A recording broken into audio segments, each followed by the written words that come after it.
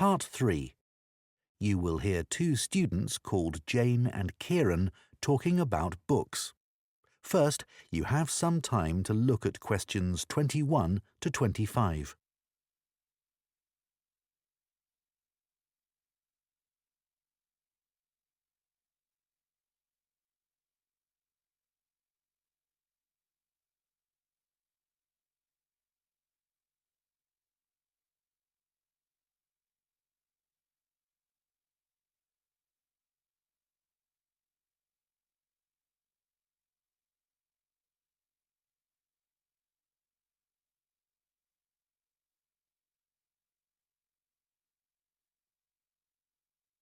Now listen carefully and answer questions 21 to 25.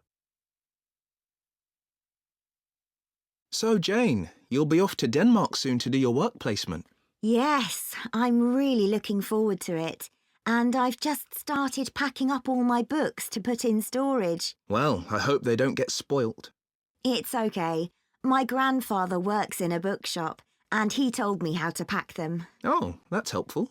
He says you have to support the spine, otherwise the paper can come away from the cover. Yeah, that's obvious. He also told me to pack them flat in the box, not on their side. Again, because they can bend, and if you leave them like that for, say, a year, it's quite hard to get them back to their normal shape. Well, it's pretty clear that ruins them. But a lot of people just can't be bothered to protect their books. He always says it's such a shame that publishers don't use better quality paper.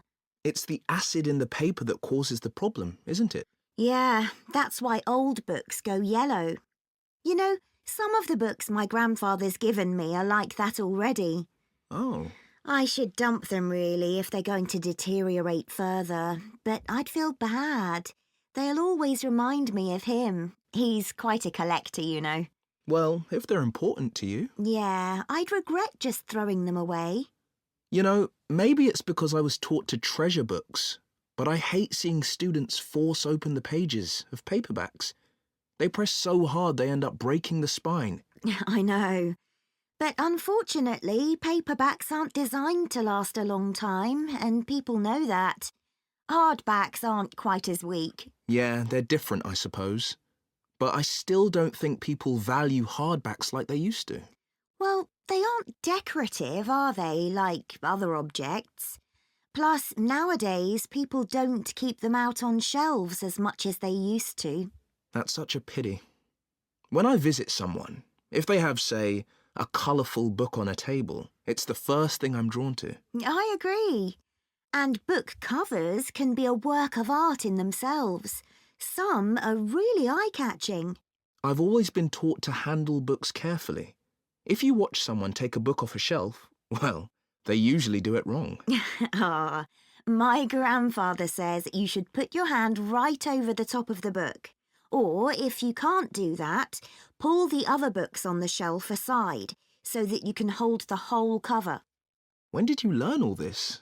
He watched me pull a heavy book off the shelf when I was small, and it fell on the floor and broke apart. Oh dear. Oh, I can still remember it. You know what I really like? What? The smell of new books. Me too. My parents used to laugh at me when I was a kid because I loved putting books up to my nose, almost as much as reading them. New books aren't cheap though, are they? I guess we're lucky we can buy them.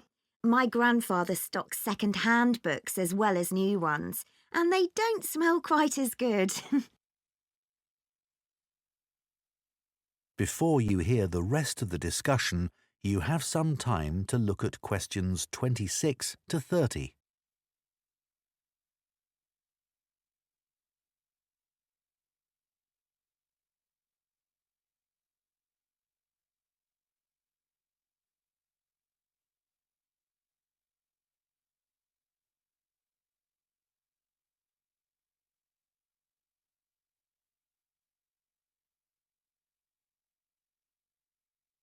Now listen and answer questions 26 to 30. I'd love to have a bookshop like your grandfather. What's it like? Well, it's quite big. It's got 2 floors and an attic, And he stocks all kinds of books, really. I guess he treasures things like first editions and other rare books. Yeah, you might think he'd keep those in the attic or somewhere. So they'd be hidden. Yeah, but he likes people to know that he has them. So he puts them out in the shop, but makes sure you need a ladder to get them. Right, that would prevent any thefts. Uh-huh. Does he stock books for children? He does. He particularly likes to encourage kids to read. He always says that he used to sit under the stairs as a child with a pile of books and read them all. Is that where he keeps them then? Not exactly. He's got a dedicated area on the ground floor with cushions so that parents can enter with their toddlers, go there and spend some time reading to them. Oh, cool. And then there's a place for pushchairs by the front door. And a cafe if anyone needs refreshments. That's good to know. As I said, it's a big shop. And there's a storage area out the back as well. Oh, what does he keep there? Books he wants to throw away? He hardly ever throws anything away. He just leaves unwanted books by the front door for customers to take. Well, that's very nice. Yeah. And books people or institutions have requested, they all go at the far end. Oh. He thinks it's best to keep these out of the main shopping area as they're boxed and new. Did you get your course books from him? Naturally. He stocks books for a lot of the colleges. He used to keep these books on the first floor, but now there's a new university in my hometown. He's moved them downstairs to attract the students. They're actually part of the coffee shop, on low shelves all around it. Pretty central then. You'll have to take me there sometime. That is the end of Part 3. Part 4. You will hear part of an environmental studies lecture on tree planting. First, you have some time to look at questions 31 to 40.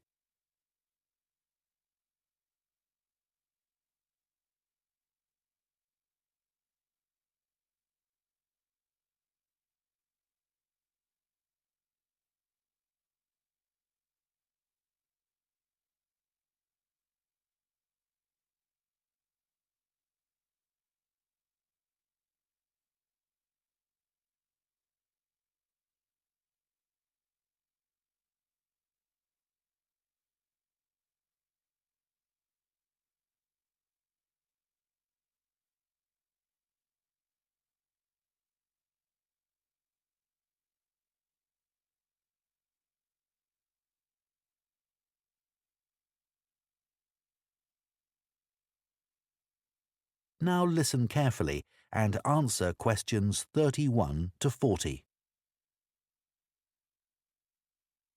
Tree planting now dominates political and popular agendas and is often presented as an easy answer to the climate crisis, as well as a way for business corporations to offset their carbon emissions. But unfortunately, tree planting isn't as straightforward as some people think. When the wrong trees are planted in the wrong place, it can do considerably more damage than good, failing to help either people or the environment. Reforestation projects are currently being undertaken on a huge scale in many countries, and it's crucial that the right trees are selected. A mix of species should always be planted, typical of the local natural forest ecosystem and including rare and endangered species, in order to create a rich ecosystem. It's important to avoid non-native species that could become invasive. Invasive species are a significant contributor to the current global biodiversity crisis and are often in competition with native species and may threaten their long-term survival. Restoring biodiversity that will maximise carbon capture is key when reforesting an area, but ideally any reforestation project should have several goals. These could include selecting trees that can contribute to wildlife conservation, improve the availability of food for the local community, and maintain the stability of soil systems. Meeting as many of these goals as possible, whilst doing no harm to local communities, native ecosystems and vulnerable species, is the sign of a highly successful tree planting scheme. To ensure the survival and resilience of a planted forest, it's vital to use tree seeds with appropriate levels of genetic diversity, the amount of genetic variation found within a species essential for their survival. Using seeds with low genetic diversity generally lowers the resilience of restored forests, which can make them vulnerable to disease and unable to adapt to climate change. Choosing the right location for reforestation projects is as important as choosing the right trees. Ultimately, the best area for planting trees would be informally forested areas that are in poor condition. It's better to avoid non-forested landscapes, such as natural grasslands, savannas or wetlands, as these ecosystems already contribute greatly to capturing carbon. It would also be advantageous to choose an area where trees could provide other benefits, such as recreational spaces. Reforesting areas which are currently exploited for agriculture should be avoided, as this often leads to other areas being deforested.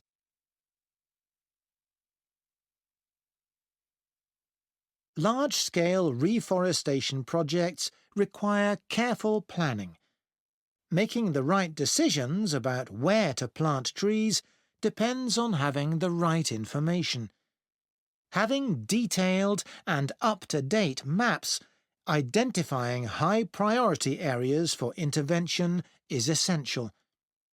Drone technology is a useful tool in helping to prioritise and monitor areas of degraded forest for restoration. In Brazil, it's being used to identify and quantify how parts of the Amazon are being devastated by human activities, such as rearing cattle and illegal logging. A good example of where the right trees were picked to achieve a restored forest is in Lampang province in northern Thailand. A previously forested site, which had been degraded through mining, was reforested by a cement company, together with Chiang Mai University. After spreading 60 centimetres of topsoil, they planted 14 different native tree species, which included several species of fig. Figs are a keystone species because of the critical role they play in maintaining wildlife populations. They are central to tropical reforestation projects as they accelerate the speed of the recovery process by attracting animals and birds which act as natural seed dispersers. This helps to promote diversity through the healthy regrowth of a wide range of plant species. Unlike the majority of fruit trees, figs bear fruit all year round, providing a reliable food source for many species.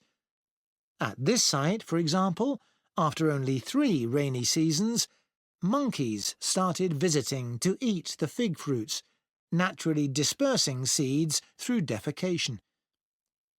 Reforestation projects should always aim to make sure that local communities are consulted and involved in the decision-making process. The restoration of mangrove forests in Madagascar is an example of a project which has succeeded in creating real benefits for the community. Destruction of the mangrove forests had a terrible impact on plant and animal life, and also badly affected the fishing industry, which was a major source of employment for local people living in coastal areas. The reforestation project involved hiring local people to plant and care for the new mangrove trees. Millions of mangrove trees have now been planted, which has resulted in the return of a healthy aquatic ecosystem. The mangroves also act as a defence against the increased threat of flooding caused by climate change. What's more, the local economy is more stable, and thousands more Madagascans are now able to send their children to school. One other important point to consider. That is the end of Part 4. You now have 1 minute to check your answers to Part 4.